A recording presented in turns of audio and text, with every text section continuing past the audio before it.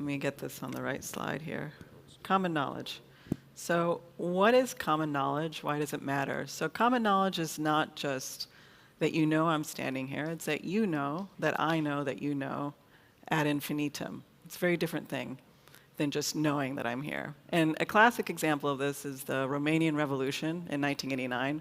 For years, everyone knew that this dictator, Ceausescu, was a tyrant, but nothing ever happened. And it wasn't until actually a simple act during one of his public speeches, a live broadcast whistle that cascaded into many whistles, that a revolution began. And the key wasn't just that everybody saw that key was not just that everybody was unhappy, but they saw that everybody else was unhappy. So we've had similar moments in American history. I'm American, so that's my history. But my contention is actually common knowledge is getting harder to get off the ground.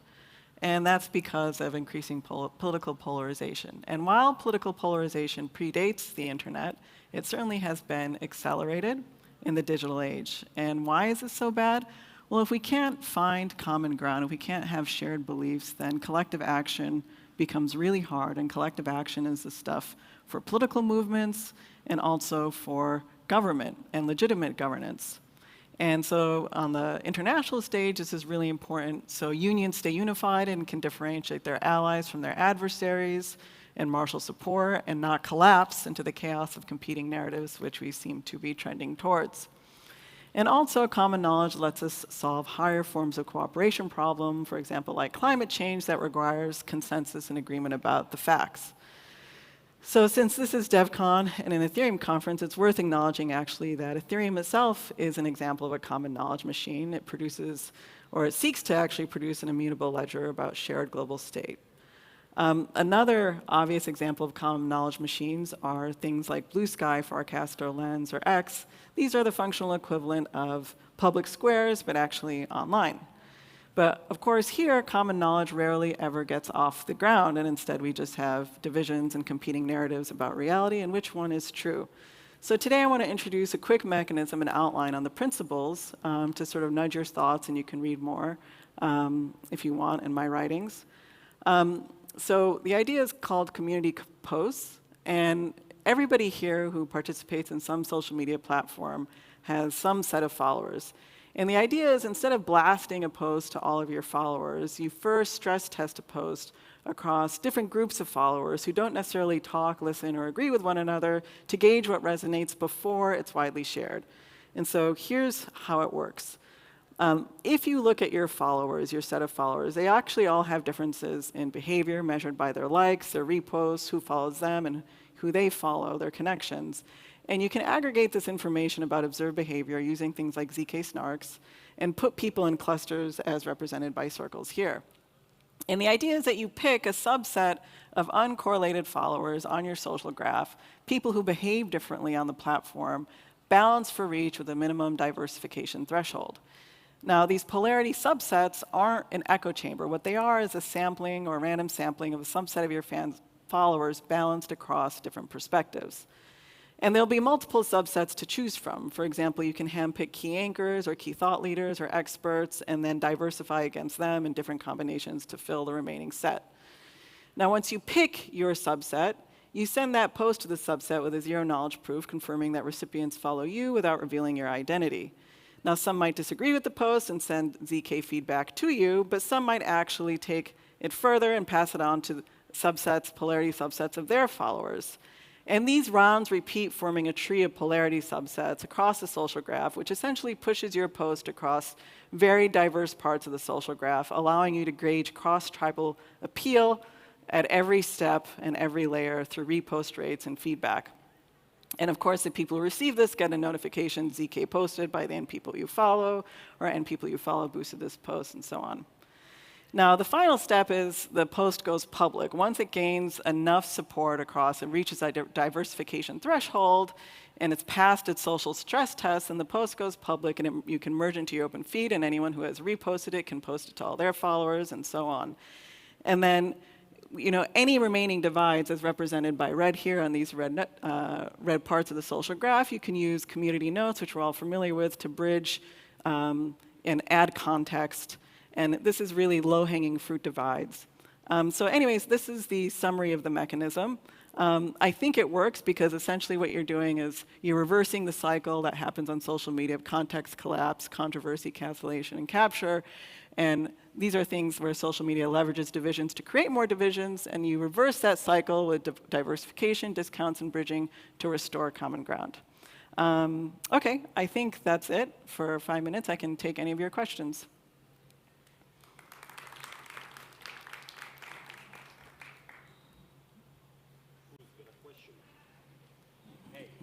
That was kind of a complex mechanism for 5 minutes. Who wants to ask a question? Who wants to ask a question? Here, please. This is amazing. What do we do next? What's like a next step here? Yeah, so there are a lot of experiments with social graphs right now in Web3. Farcaster and Lens are an example. And so you can leverage like ZK snarks, zero knowledge proofs to actually calculate this information without revealing, the identities and participants in a social graph, and start to engage, create a more meaningful parallel attention feed to show, okay, like what are posts where there's wide agreement on, and instead of focusing on like the attention and the rage bait that comes from a global attention auction, you can focus your attention on, okay, well, what are the things where there's agreement, and then build on that agreement. Yeah. We can have one more question. Do you envision this being applicable to like more popular social media, like maybe a plugin for Twitter or whatever? Yeah, it could apply to any social media. It could apply, it's a roadmap for making X a common knowledge machine. I think that's actually was always the aspiration around a public square. And the Ceausescu example. It's also applicable to TikTok. It's applicable to really any social network. And it's just a more intelligent attention mechanism, right, that gets us, that sort of reverses the cycle of let me hit my dopamine receptors with division towards let me see what I can find common ground with and build on that. OK, thank you, everybody. Thank you so much, Puya.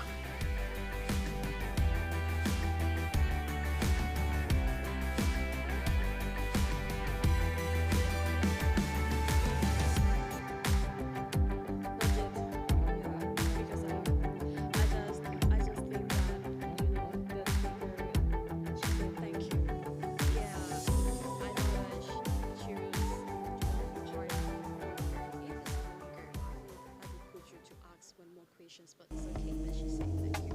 Okay, so the next section was CD. All CD. All CD. No, al Cindy. Al Cindy.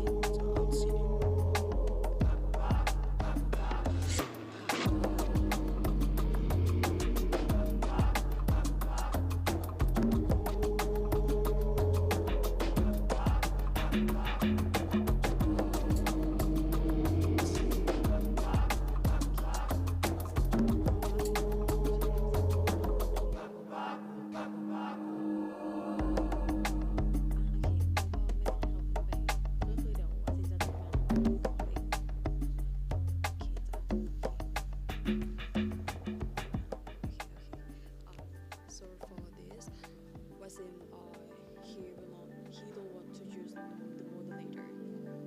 Yes, and you just going up and then you all like invite Wasim in the state, and then you going down, and after that you just wait until Wasim finished all the slide.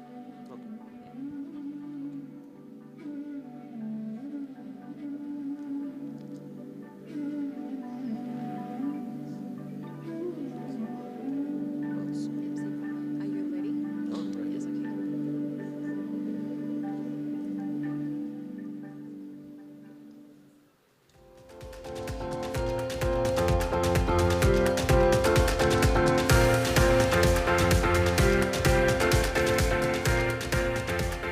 Okay, everyone. Next, we have The Chain Male Gaze by Wasim Z. Al-Sindi. Please, give it a warm welcome. Hello, everybody. It's slightly out of place to have such cheerful music introducing this talk, perhaps.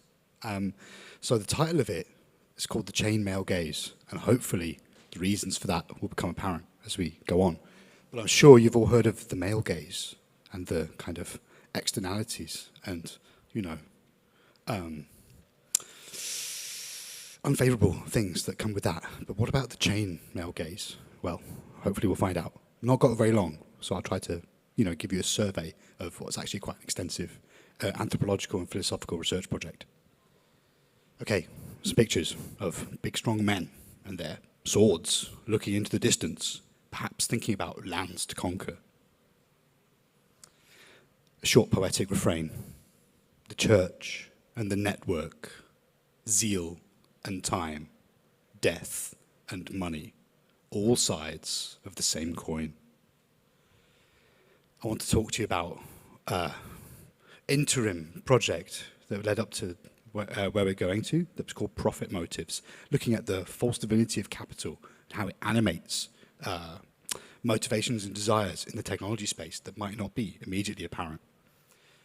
For as long as there's been financial capital, risk and speculation have orbited, manipulated, and harnessed it as narrative feedback machines, simultaneously reading and rewriting realities. Markets exist as a distributed conversation between amongst speculators driven by profit motives and an appetite for divination and prophecy. Today, new strains of techno-colonialism are emerging, which are the latest of a series of echoes throughout Western history. An ascendant cabal of technology elites are attempting to reshape the world in their favor whilst hiding in plain sight behind the technologies that have enriched them. Theirs is a Promethean zealotry without faith, affecting an aura of divine sanction for the purposes of elevating the ego, enriching the chosen ones, and creating empires of various stripes. But was it not always so? I want to read you a short story, fictional speculation about where we might be going in the future. It's called Seething Like a State. Decentralization has a cost, the price of anarchy. The price is always due, but the rewards weren't cheap to reap. So solid CCRU. What most did not expect was that payment would become due at the grandest scales of governance. The Westphalia state, forged under the fire of peer pressure, was ambushed by upstart modes of power, opening new vistas of communication, commodification, and communion. The orientations that nation-states had used to enshrine their power only made it easier to undermine them. The bigger they were, the harder they fell. Brextopia, the European Union, NATO's cave, the United State machine, all returned to dust. The decline in the nation-state in the Roaring Twenties became a canon of canonicity for an entire generation of soul traders. It wasn't even just the bit levers. In those days, there were many networks, many messiahs, many ideologics, all with their own profit motives. So, many of you have doubtless heard of this concept of the network state that has emerged in the last few years. Exit fantasies, arguably fueled by the failure or the shortcomings, the shortfall of the full promise and the dream of Web3. I'm going to read you a short section from Balaji Srinivasan's self-titled book from 2022.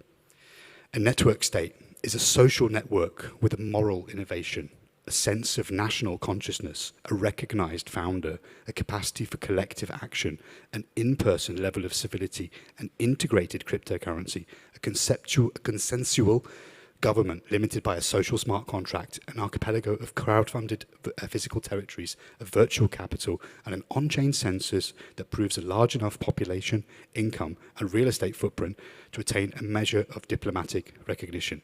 And the magic words in here are recognized founder and diplomatic recognition, well, and territory, I would say. So these projects carry echoes, in my mind at least, of some of the earliest expeditions that set out from the West in search of new territories to conquer and subjugate. So, Many of you have doubtless heard of things like Liberland, Sealand, Seasteading Institutes. This is the Zaha Hadid-designed metaverse HQ of Liberland on the screen here.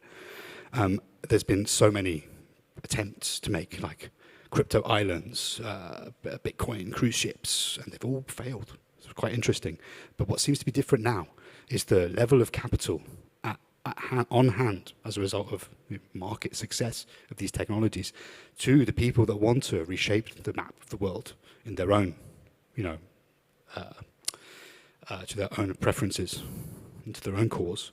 We know that leaders of nation states, we even have leaders of nation states that are cheerleading some of these technologies. Nayib Bukele, the authoritarian strongman in El Salvador, would like to build a Bitcoin city financed by volcano bonds in his country. He's not done it yet, but meanwhile, he's removed the judiciary, removed term limits, and instituted one-party rule.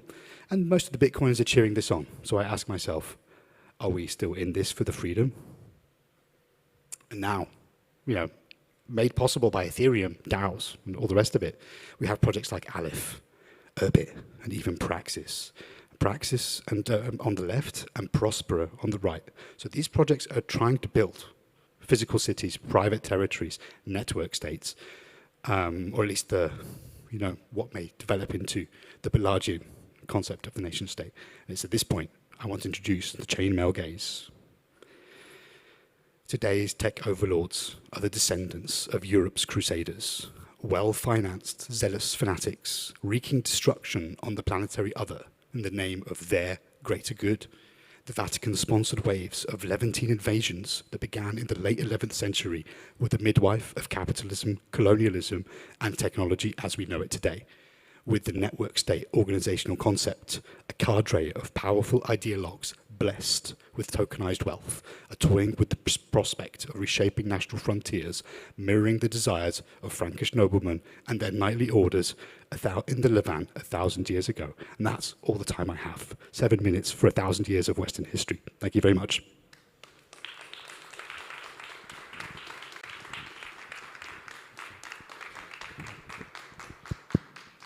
Thank you, Wasim. That was awesome. Now